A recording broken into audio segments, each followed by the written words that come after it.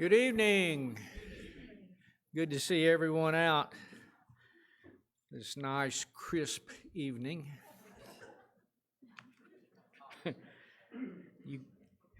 When you come in from outside, it's just almost too cold in here for a little while. Glad to see everyone out. Just got a few reminders and some updates here before we get going. Remember, our VBS starts Sunday night, 6 to 8 p.m., Sunday through Wednesday on that. Grant said that right after services tonight, there'll be a short meeting to go over a few things and answer anybody's questions that they've got.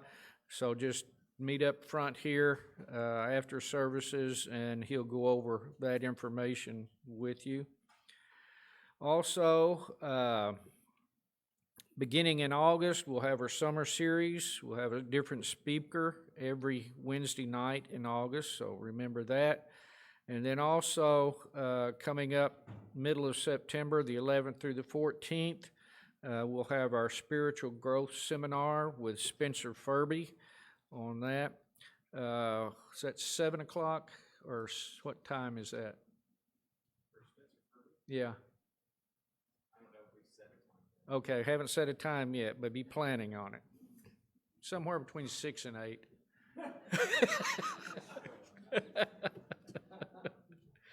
Oh, some updates. Remember, Sonny Rickman, he was going to Barnes today for biopsy, so remember him. Erica Farthing was moved into the manor. Room 34 is her room on that. And Dennis told me that Donna Burke now has COVID, so need to remember her and Mike. Also, Spencer Furby's father is going to have heart surgery Friday, so need to remember him.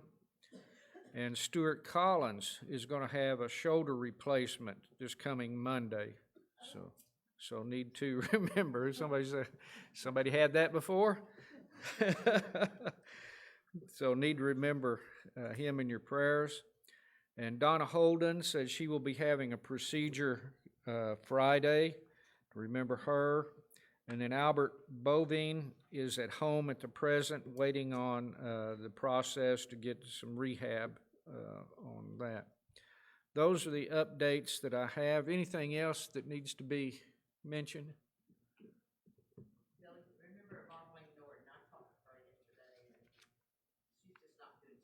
Marveline? Okay.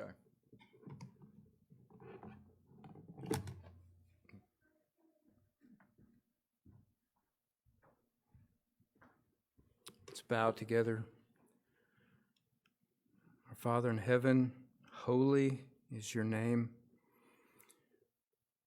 We are thankful to call you our Father. We know you are also the God of heaven, our Creator, and we are here to worship and to praise and to thank you for our relationship with you. Father, I'm so enthused to see our young people, and thankful for Joe and every one of our children who we care about so much, and we pray that they will always put you first in their lives, that they'll read their Bibles, and that they'll pray, and that they'll stay together as Christian brethren. Our Father, I'd like to pray for Bethany and her baby, for Vicky and her babies. Pray, Father, that Bethany and Vicky will get good nutrition and able to rest and keep cool this difficult time of the year. And I know Adam and Josh and their concern, and we pray for their families. Father, it's so nice every time we walk in this room just to see the smiles and the hugs and the fellowship. Yes, we're here to worship you, but the love that we share one with another is a great help in keeping us focused, and we're thankful for every moment together. We are most thankful, Father, for our Savior. It's his name we pray. Amen. I forgot one thing. I forgot Joseph had an announcement, and also Mike Taylor from Pine Congregation. He's had a seizure today. He can't talk. They don't think it's a stroke, but they're still doing tests. Joe? I couldn't miss 2 announcements in a row. So this Friday, some of you might know we're going to Bonne Terre Family Fun Center, so we're going to be leaving around 12. Prices are on Facebook. I posted an image there along with the link. So if your kids are going, please let me know. And if they're not, please let me know as well so that we're able to get transportation figured out. And also, we had an amazing time doing arts and crafts today. We have some of the absolute best painters that in the whole entire world, and then some that aren't as good, like me, but, whatever. So we had an absolute great time and really enjoyed that. So absolute fun.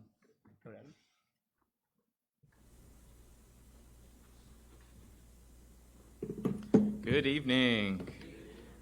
499 will be our first song.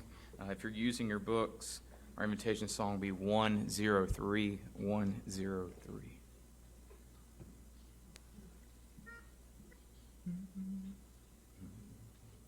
Oh, to be like thee, blessed Redeemer, this is my constant longing and prayer.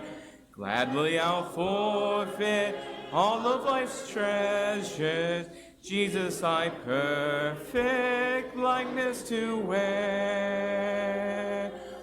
Oh, to be like thee, oh, to be like thee, blessed Redeemer, pure as thou art.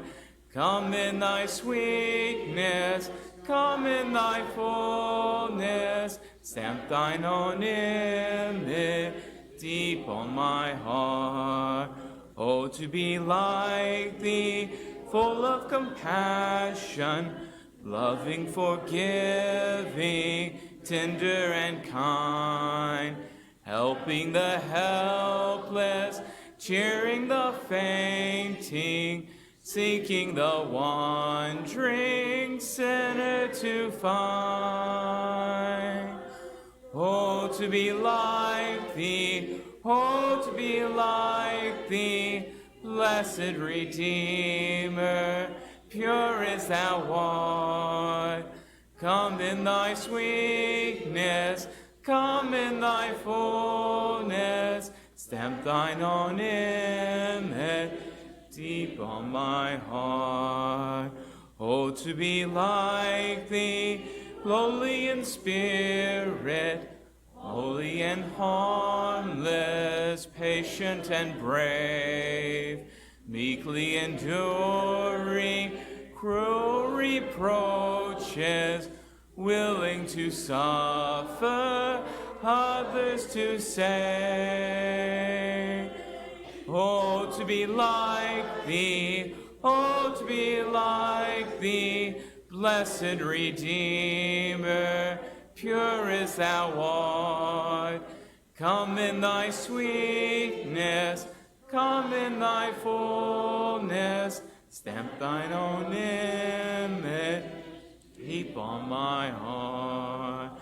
Oh, to be like thee, Lord, I am coming now to receive the anointing divine. All that I am and have I am bringing, Lord, from this moment all shall be thine. Oh, to be like thee, oh, to be like thee, blessed Redeemer, pure as thou art. Come in thy sweetness, Come in thy fullness, stamp thine own image deep on my heart.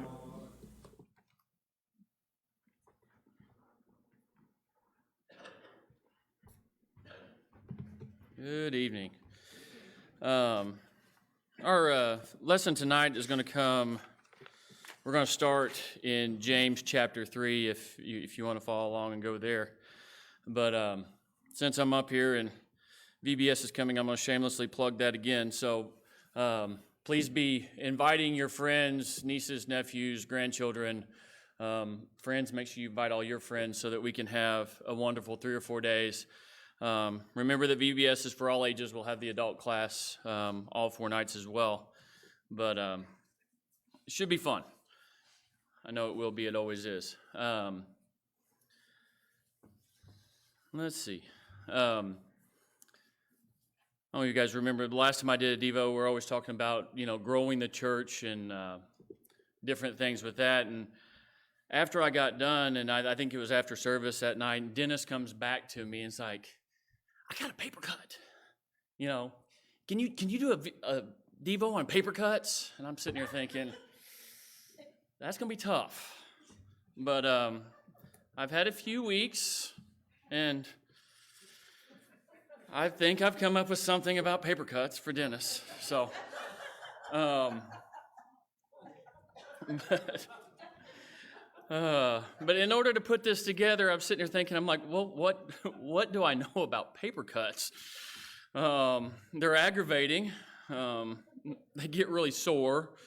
They're painful. Most of the time, they're accidental. We don't really intend on getting a paper cut. And the only quote that I come up was, you hear of death by 1,000 paper cuts. So with that to work with, I'm like, all right, we got to spin a lesson out of this somehow. And like I said, as our focus has gone on this year, we've looked at growing the church and the life of Jesus and what his job was, or what he was doing. But we've kind of had this focus, and our job as Christians is to grow spiritually and bring people to the church. And we're studying, like I said, the life of Jesus, and his purpose was to establish the church, and then our job is to imitate him and be like him. So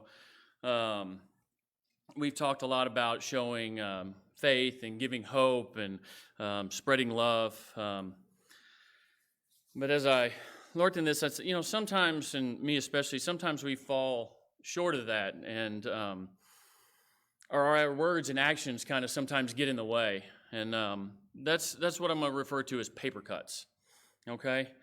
Most of the time, sometimes we say a sharp word to somebody, or we criticize their ideas, and we don't intend for it to be harmful or necessarily mean-spirited anyway, but like I said, it's unintentional, and it kind of gets in our way of our purpose as Christians. So, let's see. But, like I said, sometimes they get in the way. So if we would, let's go ahead and look there at James chapter 3. But as we're, we think about these stories, and most of the time we're not out there, wielding swords and trying to cut people down. That's not what I'm talking about with these paper cuts. These are the little comments that maybe were made in jest or passing that we may not even realize that were offensive. But we're looking at James 3. I'm going to read verses 4 through 10. Look at the ships also. They are so great and are driven by strong winds, are directed by a very small rudder, wherever the inclination of the pilot desires. So also the tongues is a small part of the body, and yet it boasts of great things. See how a great forest is set aflame by such a small fire. And the tongue is a fire, and the very word of iniquity. The tongue is set among our members as that which defiles the entire body, and sets on fire the course of our life, and is set on fire by hell. For every species of beast and birds and of reptiles and creatures of the sea is tamed and has been tamed by the human race. But no one can tame the tongue. It's a restless evil and full of deadly poison. With it we bless our Lord and Father, and with it we curse men, who have been made in the likeness of God. From the same mouth come both blessing and cursing. My brethren, these ought to not be that way. Kind of looking at this, what stuck out to me is the fact that that idea that a small slip of the tongue or a small idea, it only takes a small spark to start a huge fire.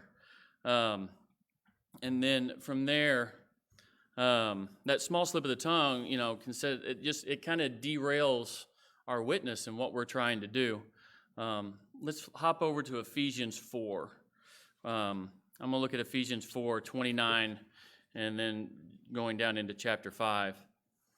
And it's talking about our words and our Christian walk and what we're supposed to be doing. It says, "Let no unwholesome word proceed from your mouth, but only such a word as is good for edification, according to the need of the moment, so that it will give grace to those who hear. Do not grieve the Holy Spirit of God, but whom you are sealed for the day of redemption. Let all bitterness and wrath and anger and clamor and slander be put away from you, along with all malice. Be kind to one another, tender-hearted, forgiving each other, just as God in Christ also has forgiven you. Therefore be imitators of God as beloved children, and walk in love, just as Christ loved you and gave himself for us, offering a sacrifice to God as a fragrant aroma." And then it goes on down. "For this you know that with certainty that no immoral or impure person or covetous man who is an adulterer has an inheritance in the kingdom of Christ. Let no one deceive you with empty words, for because these things the wrath of God comes upon the sons of disobedience." And I know what you're thinking. It's like, wait a minute. We just went from paper cuts and small slights to the wrath of God and swords and everything else. But I want you to remember back in James that it just takes a small spark or a small word or insult to set big fires. And what I mean by that is sometimes we really need to be cautious about what we say and how we act, because we may have not even meant to offend somebody, but what happens if we said something in jest to our neighbor that offended them, and that would be the reason why they didn't want to come with us on Sunday to Friends and Family Day, or they were still hurt by that comment that was made that they don't want to come with us on a Wednesday night, or as small as the word or the slight might have been, and inadvertent as it was, that those paper cuts can still diminish our ability to achieve our purpose. But we're human, things don't always come out as we intend them. Sometimes we get a little upset and we say things sharply, whether it to be a friend or a spouse or anybody else. But paper cuts are going to happen. But then the question comes, well, when we've had these paper cuts, how do we fix it? If we get a real paper cut, we break out the triple antibiotic ointment, and we might protect it with a Band-Aid, and we try to avoid those situations where, if we are doing something we know is paper cut us before, we kind of back away from those things. And I believe that when we have our transgressions, our paper cuts with other people, I believe we should do the same thing. I think our triple antibiotic ointment's found in 1 Corinthians 13 and verse 13. Instead of triple antibiotics, we have faith, hope, and love. And he goes on to say there that the greatest of these is love. I think we should show them, if we know that we've harmed somebody, we should show them our faith. We should give them hope, and we should be sharing that love of Jesus with them to help cover up for what we've done in the past. But so as we kind of go through it, be mindful of our tongues and our actions. If we intend to grow the church, we have to avoid those little paper cuts, because as I said earlier, those things can cause the church to die. The church can die of 1,000 paper cuts if we don't go back and heal those wounds and make amends and try to make those right. We just need to try to avoid those paper cuts. We need to be careful around certain situations. We need to keep our guard up and make sure that we're being observant to when we might have been in conflict with somebody else, because we would hate for those little things to diminish our witness and our ability to bring them in. So my encouragement tonight is to be mindful of the little things. Sometimes it's not the big things that are stumbling blocks that are getting in the way. It's little words, it's little comments, it's little things. So be mindful of those. Those things can trip people up just as much. And if you accidentally wind up handing out one of those paper cuts, don't hesitate to apply that triple antibiotic ointment and make up for that. Show those people the love and protection and the hope, and make sure that if we do wind up giving somebody a paper cut, that we do everything we can to make that heal quickly so that we can get back on the right track. So if there's anything that we can do for you guys tonight, if there's any prayers that are needed, or if you'd like to put on Christ in baptism, please come forward as we stand and sing.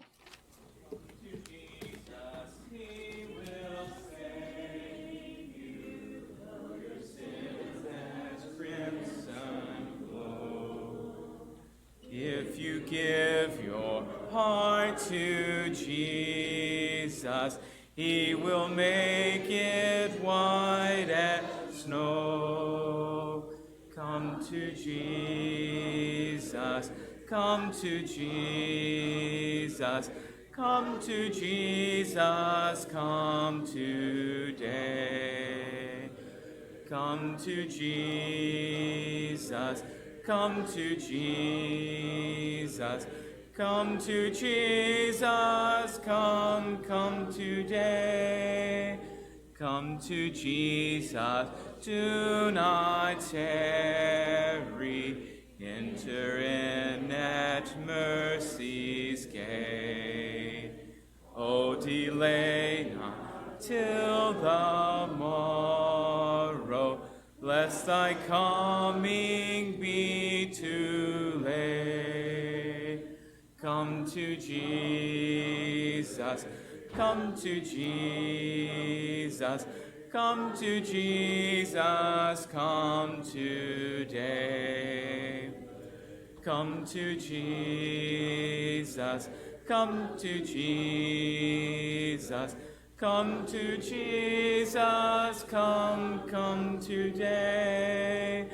Come to Jesus, dying sinner, other Savior there is none. He will share with you His glory when your pilgrimage is done. Come to Jesus, come to Jesus, come to Jesus, come today. Come to Jesus, come to Jesus, come to Jesus, come today. You're now dismissed to your classes.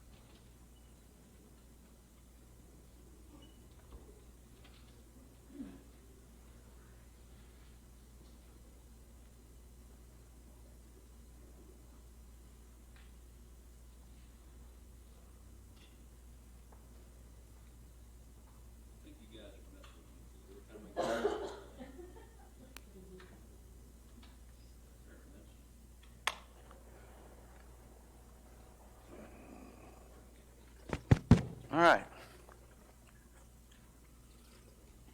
We're going to be in Matthew 19. I'm going to go ahead and open up there. And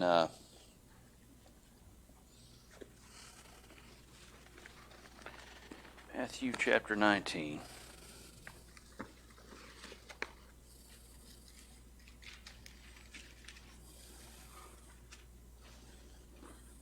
We'll also look at companion passage in Mark chapter 10. So at some point we'll get there too. And then we'll jump around some other places. Here in just a minute we're going to read Matthew. The text is from Matthew chapter 19 verses 1 through 12. So, and we'll read that here in a minute. And basically, the title of the lesson is Tell Me About Marriage and Divorce. And I confirmed with my wife just before I came up here, we've been married almost 27 years. And I can tell you that what I've learned about marriage in 27 years is that it's a wonderful thing. Mostly my wife is right, and if I listen to her, things go better. If you can figure that out, marriage is pretty easy. It really is. Colson is not here, but I'm going to have this talk with him eventually. I will have this talk with him. Now, one of the things I want to do is I want to talk about marriage for just a second. And you guys know we're planning a wedding right now. And one thing that's become very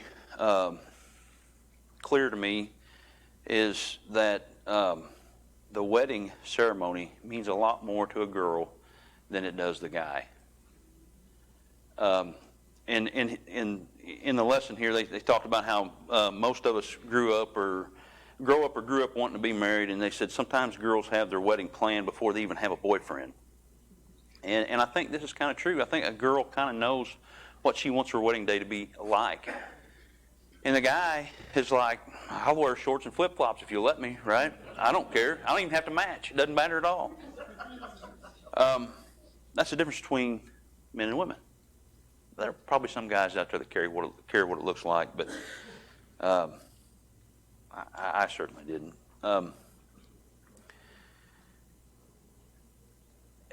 As you look at society today, in our society today, one thing that you have to be careful with is when you talk about marriage, the thing that comes with it is divorce, unfortunately.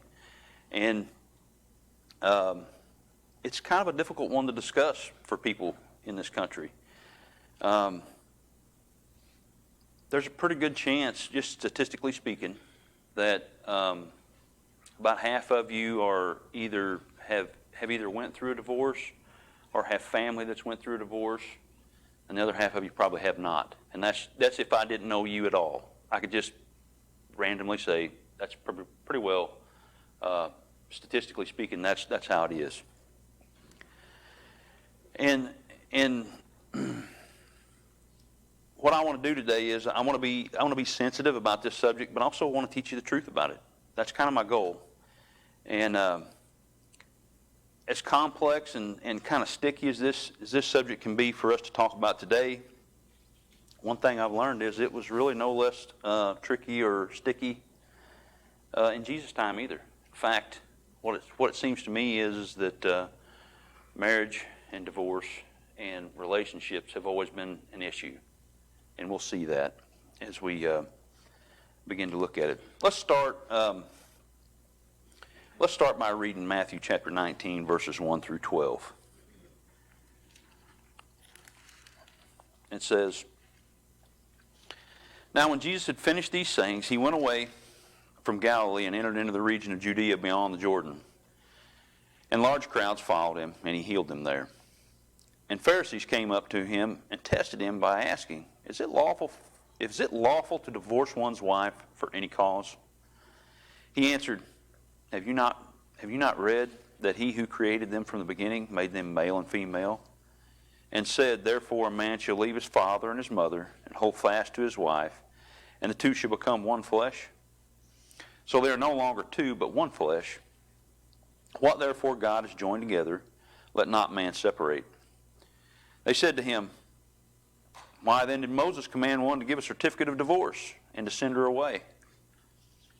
He said to them, because of your hardness of heart, Moses allowed you to divorce your wives, but from the beginning it was not so. And I say to you, whoever divorces his wife, except for sexual immorality, and marries another, commits adultery. The disciples said to him, if such is the case of a man with his wife, it is better not to marry. But he said to them, not everyone can receive this saying, but only those to whom it is given. For there are eunuchs who have been so from birth, and there are eunuchs who have been made eunuchs by men, and there are eunuchs who have made themselves eunuchs for the sake of the kingdom of heaven. Let the one who is able to receive this, receive it. I want to go back and talk a little bit about last week's lesson. We talked about how Jesus had raised Lazarus, and this put him on the Sadducees' radar. The Sadducees were the ones that were kind of the temple priests. They had the temple guard. They were going to play a big role in Jesus' crucifixion ultimately. This is eventually going to work into another part of Jesus' crucifixion. We'll get to that in just a minute. But the Pharisees, one thing we talked about last week is that up until that point, up until he raises Lazarus from the dead, the attempts to kill him were sort of sporadic and unorganized. They were usually results of him preaching and offending someone, or they thought he was blasphemous and they would try to stone him. After he raises Lazarus, this is a sign that they can't disprove, and he gets on the Sadducees' radar. They decide they're going to have to kill him, and so the efforts become more organized. They become more cunning, is the word I would use, and that's what we're going to see here. We're going to see a part of that in this. So the Pharisees, they're asking Jesus, if any, can you just divorce your wife for any reason? And the Bible says this was a test.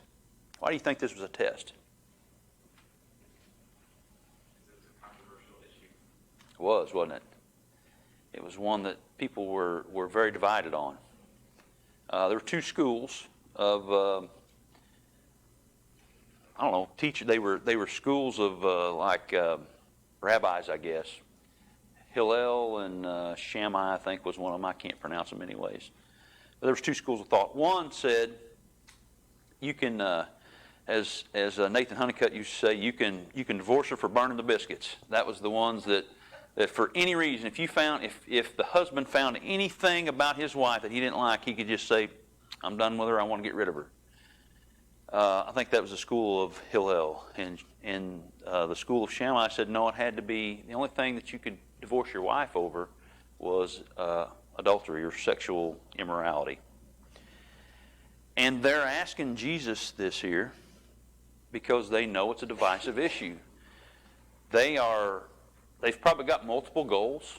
One is they're hoping that they can split the crowd that's around him, because kind of like today, probably, actually where they were at, I would say most of them probably held to, they're not in Galilee, they're in Judea, which is across the river. So it's probably 50-50.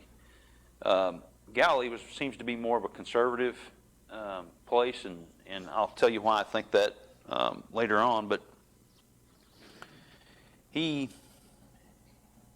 they're trying to do this pretty slick. They're trying to divide the crowd. The one thing they really want him to do is to contradict Moses. Okay? They feel like if they can get him to contradict Moses, then the people will go, oh, who is this guy? It doesn't matter that he raised Lazarus from the dead. You can't go against Moses. Moses was the lawgiver.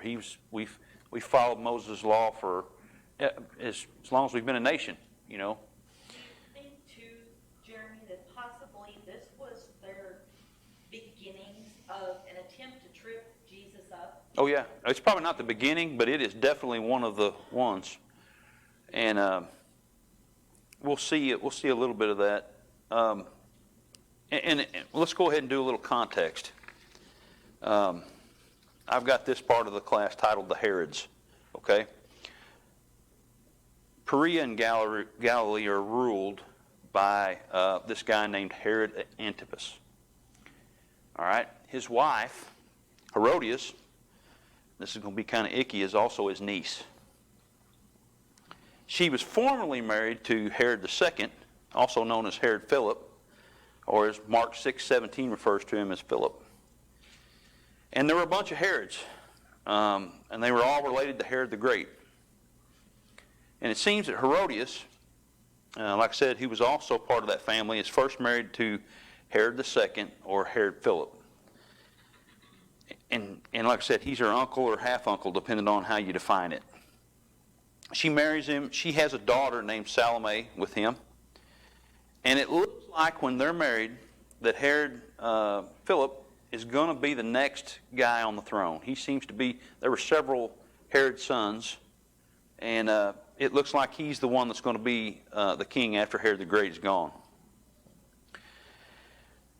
The problem is, as best I can tell, he's kind of a lazy, worthless guy. I mean, they are not kind to him in the writings. You know, history's not. They seem to think he was just sort of a bum. And to go with that, he's surrounded by ruthlessly conniving relatives. And at some point, one of the other Herods, one of the sons, apparently tries to poison Herod the Great, the father. And the plot is discovered and foiled, and they take that son and they kill him. And turns out, as Herod the Great is about to die, they find out that Herod II, or Herod Philip's mother, Miriam II, she was either in on the plot to poison him, or she knew about it and didn't say anything. So Herod the Great, this causes him to write Herod Philip, Herod II, out of his will, and place Herod Antipas as the next in line to the throne. Now, Antipas is also married to a princess named Phasaelus, who was a princess of Nabatea, which is sort of where Jordan is right now. But when Herod Antipas ascends to the throne of Judea, he sort of falls in love with Herodias, which is his brother's wife. And it's worth noting that Antipas had another couple of brothers who sort of disputed that he was the heir. And it's likely that by marrying Herodias, that it, in Roman eyes, you got to think through the government, through Roman eyes, it strengthened his claim to the throne. Because she was also part of the Hasmonean dynasty, which is that family of Herod the Great. So he divorces his wife, and Herodias divorces her husband, and then they marry. And this, like Adam said, caused quite a controversy in Galilee, where she was the princess. And as you may recall, who preached about this a lot?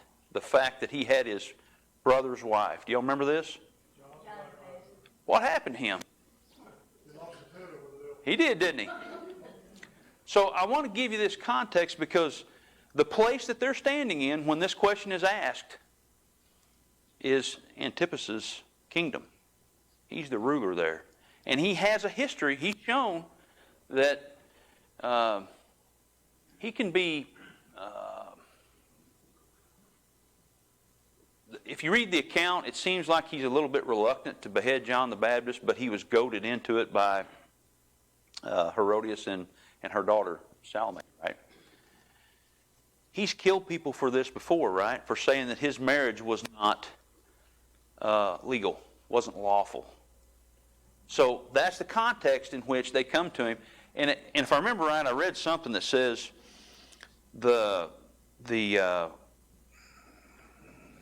what's the word? It's a grammatical term. It doesn't mean they came and it seems like they didn't come and just asked the question once, they kept asking the question again and again and again until Jesus has to answer it, you know. So it wasn't just like they just came up and tested him. The meaning that I get here is they're pestering him with this question because they've decided, hey, there's a pretty good chance that if we can get him to answer this question the wrong way, the way he's already answered it when he's preached, because if you remember in Matthew 5, he preached on this very thing. So they know what he's probably going to say. And they think if we can get him to say this, maybe word will get back to Antipas, Herod Antipas, and he'll decide to get rid of this guy just like he did John the Baptist. Okay, pretty cunning.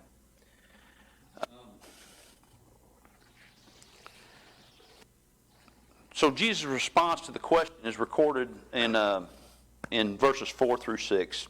And he says,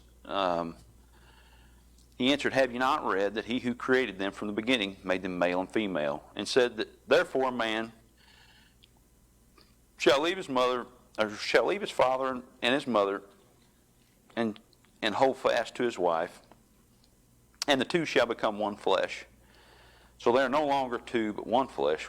What therefore God has joined together, let not man separate."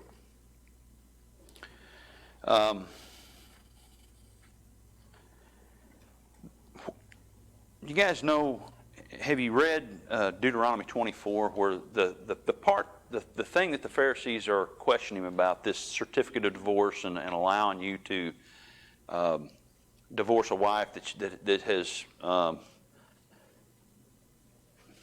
fallen out of favor, I guess is the word, that you no longer love. I don't know exactly, who's something unseemly's been found with, I guess is one way to say it. Some indecency. That comes from Deuteronomy 24. And if you read that passage, it does talk about, it says if a man marries a woman and takes her into his house, and later on it's found something, somebody read that for me because I'm butchering it right now, I'm sure. Deuteronomy 24,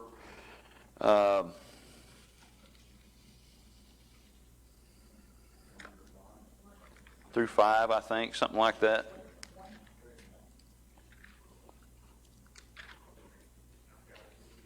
Yeah, go ahead. Deuteronomy 24, 1 through 5. When a man takes a wife and marries her, and it happens that she finds no favor in his eyes, because he has found some uncleanness in her, and he writes her a certificate of divorce, puts it in her hand, and sends her out of his house. When she has departed from his house and goes and becomes another man's wife, if the latter husband detests her and writes her a certificate of divorce, puts it in her hand, and sends her out of his house, or if the latter husband dies, took her as his wife, then her former husband who divorced her must not take her back to be his wife after she's been defiled, for that's an abomination before the Lord. That's good there. Yeah. So if you read that, this is the text with which they're saying, Moses says it's okay for us to some of the people at least say it's okay for us to divorce our wives for any reason. What's it talking about here? It's not just divorce.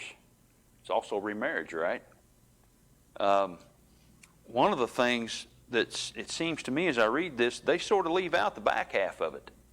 Because it says that, yes, you can divorce a wife if you find something unseemly. Mine says some indecency. Yours said uncleanness, is that right? Uncleanness, but in the column it says indecency. That might help with this, literally nakedness of a thing. Yeah, I'm assuming, based on Jesus' answer when they questioned him on this, that the intent here was that if he found that she had been adulterous or had committed sexual immorality in some way, shape, or form, that's okay. And they kind of covered it up a little bit with their, which is, maybe they dressed it up a little bit by just saying that she was, something was indecent with her. But the ambiguity in the language allowed for some really bad things to happen to women, probably that they weren't deserved, right? To me, that's the main thing you go back to here is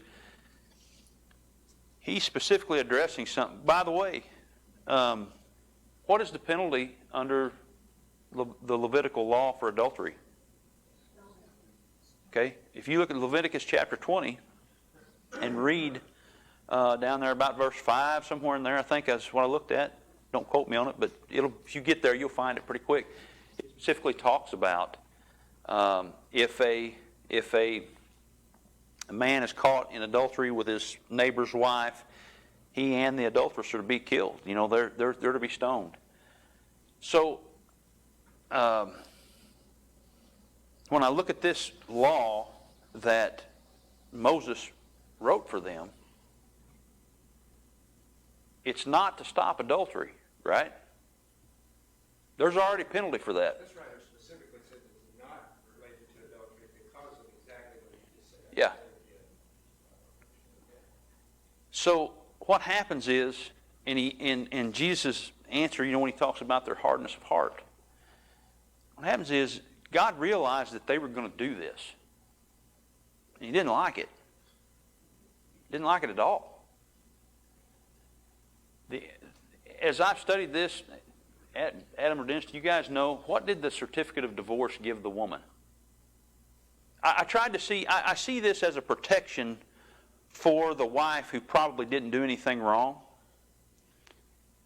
But I don't know that she's allowed to go back.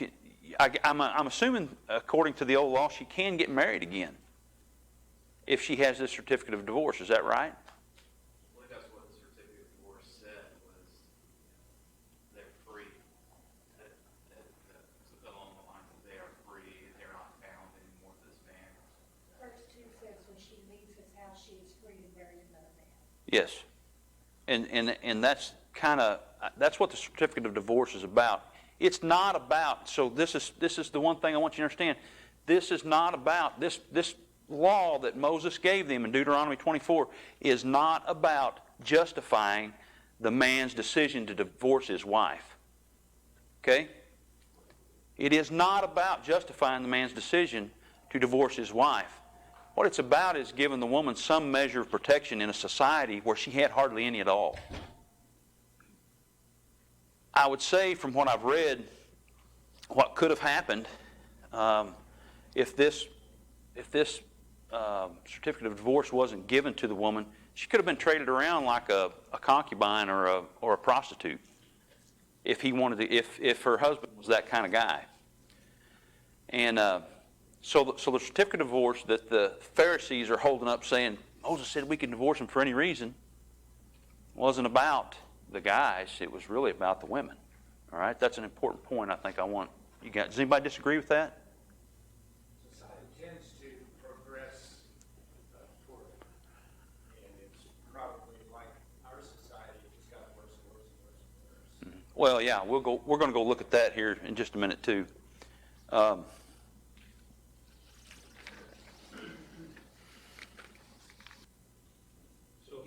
what Jesus tells them is, he goes from this thing in Deuteronomy 24, and he says, wait a minute, you want to skip over to Deuteronomy 24 and Leviticus 20, by the way. Let's go back to Genesis. Moses wrote those words too. And what does he say? Well, he outlines God's design for marriage, which is for one man to leave his house, join with one woman who leaves her house, and they become one flesh. And Jesus says, and what God has put together, what he has made into one flesh, you don't separate. All right? They don't really like this answer. Because one, they know Moses wrote it, right? They can't really argue with him.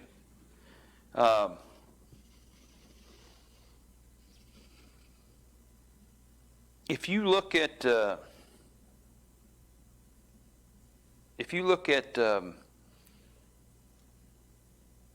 do I want to say this? If you look at what they were trying to do with Deuteronomy 24, and then what Jesus reminds them of, you would think this would this would end the issue, but it doesn't. There are some things that happen here that I don't understand exactly, because after he has this encounter with them and he explains to them what God intended, what does his disciples say? This puzzles me.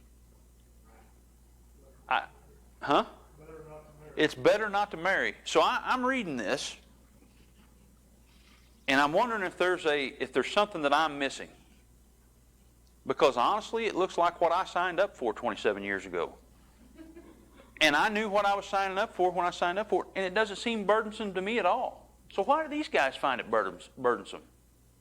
I really don't know the answer to this. I'm asking you. I'm hoping you can help me understand, because I don't. Shows how prevalent this was at that time. This is a culture that has changed God's people instead of allowing Scripture to change God's people. Yeah.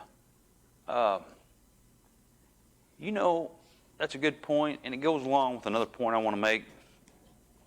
What we got? We don't have much time. Go back to Genesis chapter 2. Okay? God institutes marriage. What happens in chapter 3? Biggest thing that could ever happen, most consequential thing that ever happened, Adam and Eve fall. They disobey God, right? Move to chapter, it's either at the end of chapter 3 or the beginning of chapter 4. Eve bears a son named Cain. And then she bears another son named Abel. What happens with Cain and Abel? My point here is, sin comes into the world, and it immediately begins to alter the relationship and this institution that God has set up for man. Sin messes everything up, okay? And any time you're dealing with a bond as close as marriage, there's going to be all these little tendrils of questions that you can ask about this and that, and sin gets in all of it, okay? Cain murders his brother Abel. Then it says in chapter 4 that, because I kind of that Cain takes his wife. It says Cain, after he murders his brother, has the audacity to complain to God for running him for putting a mark on him and sending him out. He says, if you send me out, people will know that I killed my brother. They'll kill me. And God marks him and says, no, if anybody kills Cain, he'll be avenged sevenfold. And then it says, the next thing you see in chapter 4 is that he takes his wife and he goes out away from everybody else, and he builds a city, and he names it after his firstborn son, which is Enoch. And if you go to his 5th great-grandson, there's a guy named Lamech. And he's a real peach. I mean, when you look at what this guy says, I look at it and I think, man, this happened. Is that it, Kenny? Okay. We fixed the clock. What you see is Lamech is the first man to take 2 wives. He's the first one, and I can't help but think that it doesn't go back to his great-great-great-grandfather, who, by the way, probably was still alive. I haven't done the math, but there's a good chance that Cain was still alive when Lamech was on the earth.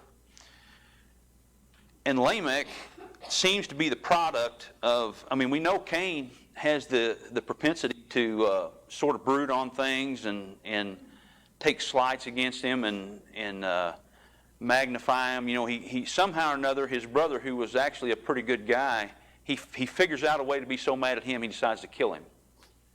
I know you guys know people that are something like that can take like Grant said, a perceived slight and just brood on it and twist it around, and the next thing you know, he's kind of like, in his own mind, he makes himself out to be something like a saint, and you're, a psychopath. And he justifies what he's going to do. Lamech, when he takes his 2 wives, not only is rebellious enough to say, I'm going to take 2 wives, he tells them in 19, I think it is, I have killed a young man for wounding me. I've struck a man for wounding me, I've killed him for for insulting me, I think is how it goes. And if Cain is going to be avenged sevenfold, Lamech will be avenged 77-fold. He's really proud and arrogant and boastful. Okay?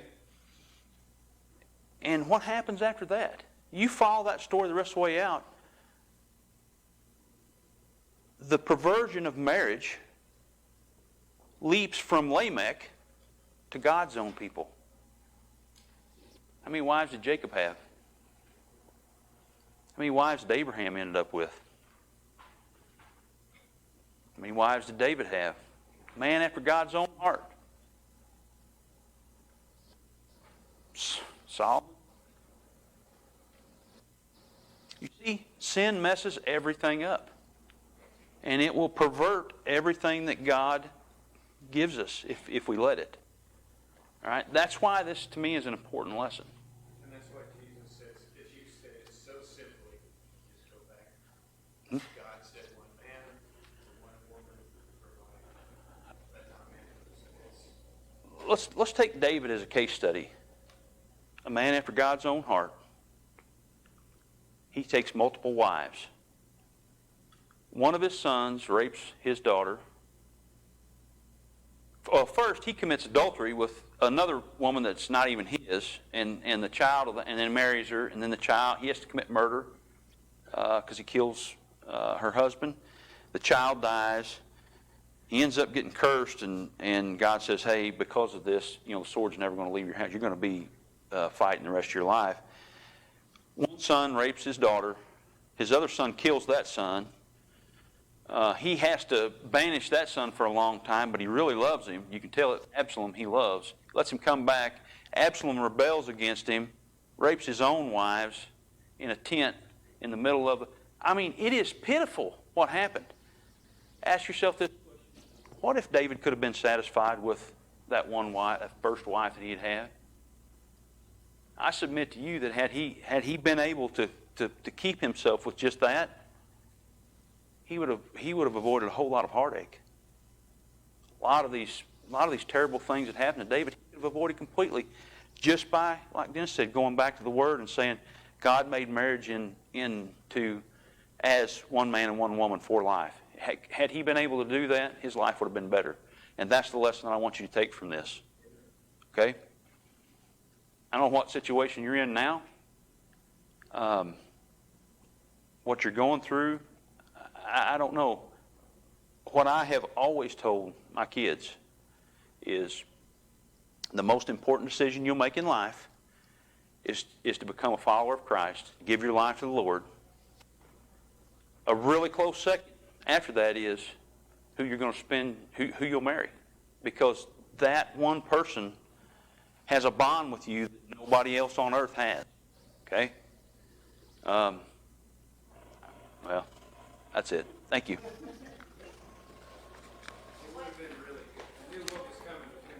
It was. It was about you, actually. Yeah.